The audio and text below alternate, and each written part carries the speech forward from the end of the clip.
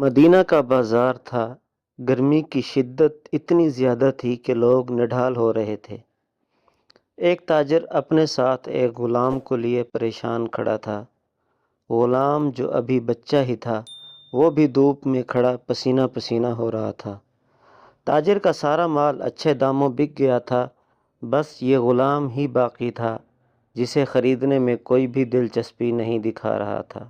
تاجر سوچ رہا تھا کہ اس غلام کو خرید کر شاید اس نے گھاٹے کا سودا کیا ہے۔ اس نے تو سوچا تھا کہ اچھا منافع ملے گا، لیکن یہاں تو اصل لاگت ملنا بھی دشوار ہو رہا تھا۔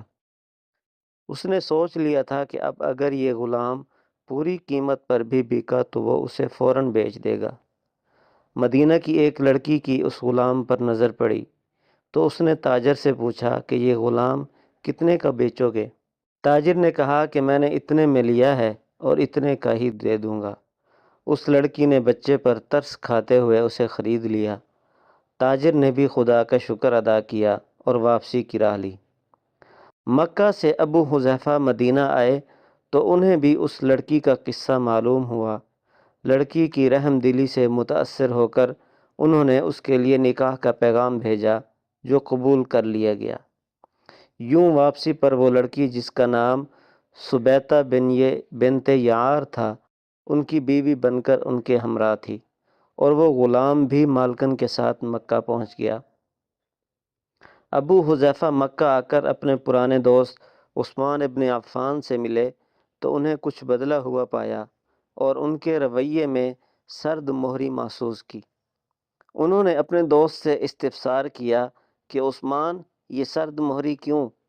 تو عثمان بن عفان نے جواب دیا کہ میں نے اسلام قبول کر لیا ہے اور تم ابھی تک مسلمان نہیں ہوئے، تو اب ہماری دوستی کیسے چل سکتی ہے؟ ابو حذیفہ نے کہا تو پھر مجھے بھی محمد صلی اللہ علیہ وسلم کے پاس لے چلو اور اس اسلام میں داخل کر دو جسے تم قبول کر چکے ہو۔ چنانچہ حضرت عثمان رضی اللہ تعالی عنہ نے انہیں نبی کریم صلی اللہ علیہ وسلم کی خدمت میں پیش کیا اور وہ کلمہ پڑھ کر دائرہ اسلام میں داخل ہو گئے۔ گھر آ کر انہوں نے اپنی بیوی اور غلام کو اپنے مسلمان ہونے کا بتایا تو ان دونوں نے بھی کلمہ پڑھ لیا۔ حضرت ابو حذیفہ رضی اللہ عنہ نے اس غلام سے کہا کہ چونکہ تم بھی مسلمان ہو گئے ہو، اس لیے میں اب تمہیں غلام نہیں رکھ سکتا، لہٰذا میری طرف سے اب تم آزاد ہو۔ غلام نے کہا آقا، میرا اب اس دنیا میں آپ دونوں کے سوا کوئی نہیں ہے، آپ نے مجھے آزاد کر دیا تو میں کہاں جاؤں گا؟ حضرت ابو حذیفہ رضی اللہ عنہ نے اس غلام کو اپنا بیٹا بنا لیا اور اپنے پاس ہی رکھ لیا۔ غلام نے قرآن پاک سیکھنا شروع کر دیا اور کچھ ہی دنوں میں بہت سا قرآن یاد کر لیا، اور وہ جب قرآن پڑھتے تو بہت خوبصورت لہجے میں پڑھتے۔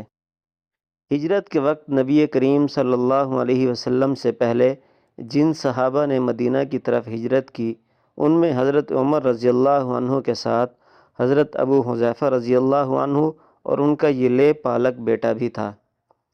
مدینہ پہنچ کر جب نماز کے لیے امام مقرر کرنے کا وقت آیا تو اس غلام کی خوبصورت تلاوت اور سب سے زیادہ قرآن حفظ ہونے کی وجہ سے انہیں امام چن لیا گیا، اور ان کی امامت میں حضرت عمر رضی اللہ عنہ جیسے جلیل القدر صحابی بھی نماز ادا کرتے تھے۔ مدینہ کے یہودیوں نے جب انہیں امامت کرواتے دیکھا تو حیران ہو گئے کہ یہ وہی غلام ہے جسے کوئی خریدنے کے لیے تیار نہ تھا۔ آج دیکھو کتنی عزت ملی کہ مسلمانوں کا امام بنا ہوا ہے۔ اللہ پاک نے انہیں خوش الحان اس قدر بنایا تھا کہ جب آیات قرآنی تلاوت فرماتے تو لوگوں پر ایک محویت طاری ہو جاتی اور راہگیر ٹھٹک کر سننے لگتے۔ ایک بار ام المؤمنین حضرت عائشہ رضی اللہ عنہا کو رسول اللہ صلی اللہ علیہ وسلم کے پاس حاضر ہونے میں دیر ہوئی۔ آپ صلی اللہ علیہ وسلم نے توقف کی وجہ پوچھی تو بولیں کہ ایک قاری تلاوت کر رہا تھا، اس کے سننے میں دیر ہو گئی، اور خوش الحانی کی اس قدر تعریف کی کہ آن حضرت صلی اللہ علیہ وسلم خود چادر سنبھالے ہوئے باہر تشریف لے آئے۔ دیکھا تو وہ بیٹھے تلاوت کر رہے ہیں۔ آپ صلی اللہ علیہ وسلم نے خوش ہو کر فرمایا، اللہ پاک کا شکر ہے کہ اس نے تمہارے جیسے شخص کو میری امت میں بنایا۔ کیا آپ جانتے ہیں کہ یہ خوش قسمت صحابی کون تھے؟